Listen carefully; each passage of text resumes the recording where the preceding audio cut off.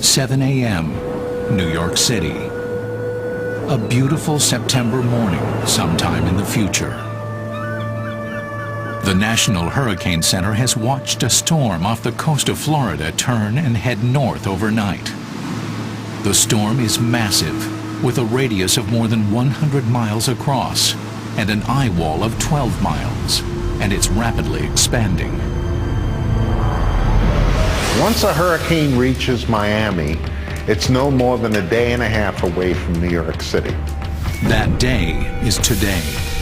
A devastating Category 3 hurricane is about to batter New York City with deadly force. The countdown has begun.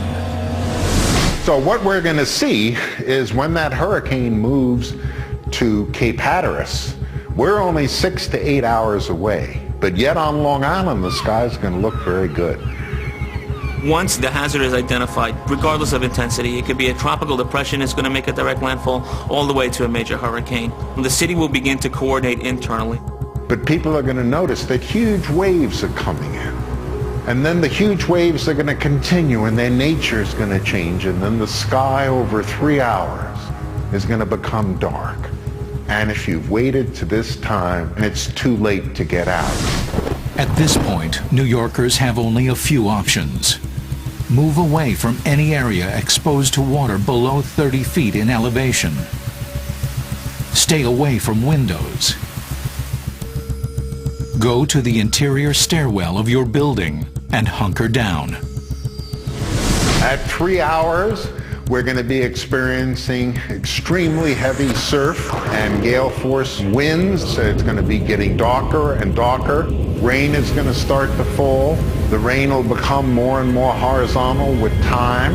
Then the front part of the hurricane will move in and the devastating phase goes on.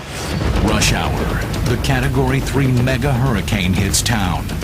The strongest winds and storm surge are on the right side of the hurricane, slamming into the harbor.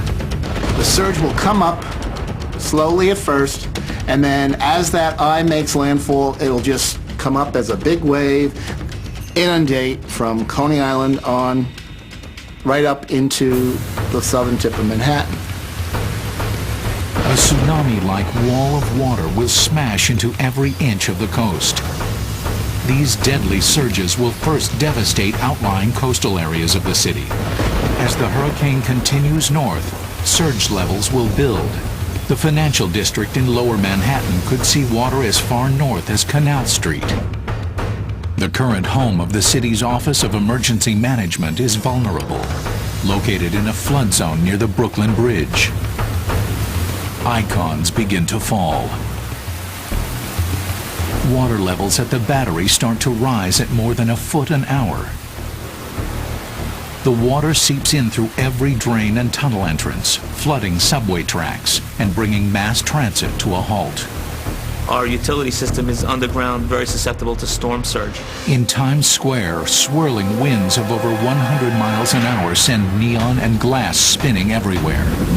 Solid masonry buildings like the Empire State Building and modern steel high-rises stand fast against the storm, but their windows are pummeled and shattered by flying debris.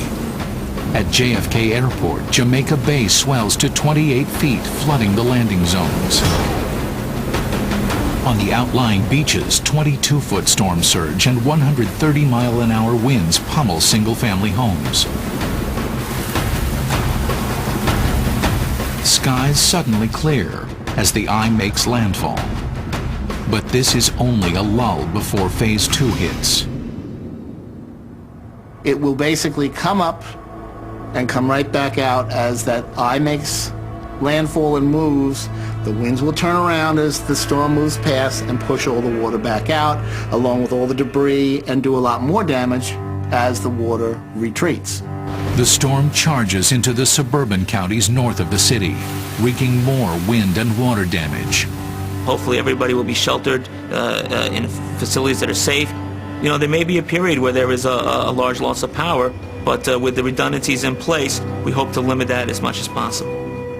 10 hours later, the storm dissipates in light wind and rain over upstate New York and Canada.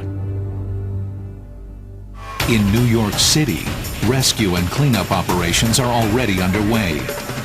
But it will take weeks to get the city back to normal.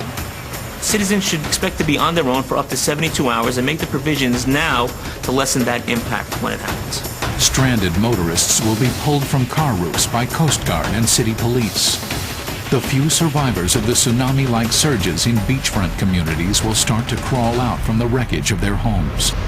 A hit on a major city like New York will easily have national repercussions. There will not only be damage to the infrastructure, but there will be interruption of work, which will have tremendous economic consequences for the country as a whole. One scenario that we should be prepared for is a storm that is about the same intensity of the 1938 hurricane.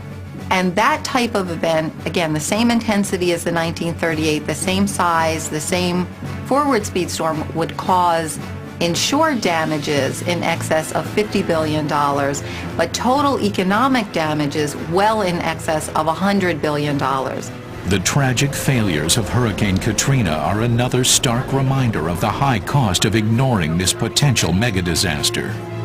I think Katrina should have been a wake-up call for everyone in this country as just how devastating these events can be. But experts and scientists are optimistic that New York can survive this doomsday scenario. Values are getting better and better. We're getting much, much more accurate as far as our forecasts go with the path of the storm. Newscasts will provide plenty of advance warning. The media sees these things. They're hyped up to death. So that's a fortunate thing in some ways. But no amount of warning can change one fact. A killer hurricane will one day hit New York City.